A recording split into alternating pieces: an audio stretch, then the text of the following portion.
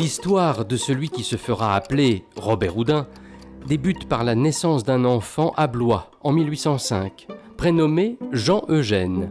Il est le fils d'un des derniers horlogers de la ville, Prosper Robert. Le père de Jean-Eugène Robert n'avait pas souhaité que son fils poursuive dans cette profession. Blois n'était plus la place forte de l'horlogerie depuis un siècle, même s'il en subsistait quelques vestiges. L'horlogerie ne semblait plus être un métier d'avenir.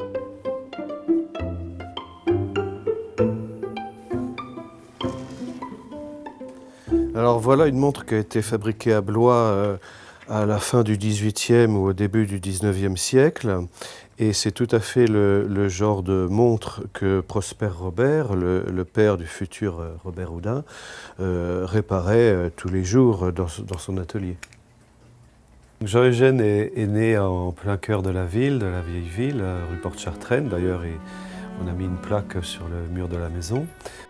L'atelier de son père est juste à côté. Les quelques horlogers qui exercent à Blois à cette époque-là sont dans un périmètre tout proche. C'est la vieille ville, c'est l'endroit où les horlogers blésois étaient installés depuis la Renaissance en fait. Il y a des témoins vivants autour de lui de cette période où Blois était vraiment le principal centre horloger en France.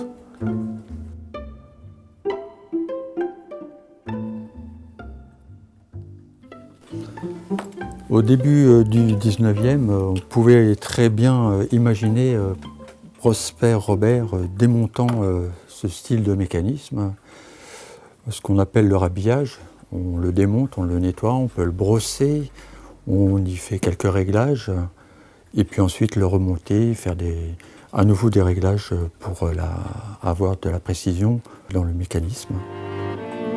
Je serais tenté de croire que je vins au monde une lime, un compas et un marteau à la main, car dès ma plus tendre enfance, ces instruments furent mes hochets, mes joujoux. J'appris à m'en servir comme les enfants apprennent à marcher et à parler. Il est certain que de tout temps, je me suis senti un penchant, une vocation prononcée, une passion irrésistible pour la mécanique. Donc finalement, c'est son cousin Germain qui va le former au métier d'horloger, lui faire faire son apprentissage, mais un vrai apprentissage d'horloger, c'est-à-dire qu'il est à l'établi, il apprend à manier les outils, à limer, à rhabiller les montres, à réparer. Il va continuer sa formation en se rendant chez différents horlogers en dehors de la ville pour continuer à se perfectionner. Après son apprentissage, Jean-Eugène pouvait donc être capable de dessiner et de réaliser des pièces comme des montres. L'horlogerie, pour Jean-Eugène Robert, c'est pas une simple marotte, hein, c'est un véritable métier. Il a vraiment exercé l'horlogerie. Il était capable de fabriquer une montre de A à Z sans aucun problème. Dans ses mémoires, Robert Houdin évoque la rencontre avec sa future épouse, Cécile Églantine Houdin.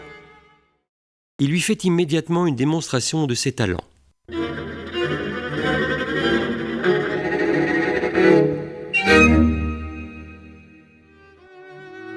La famille Houdin est aussi un grand nom de l'horlogerie blésoise et les deux familles se fréquentent depuis plusieurs générations probablement.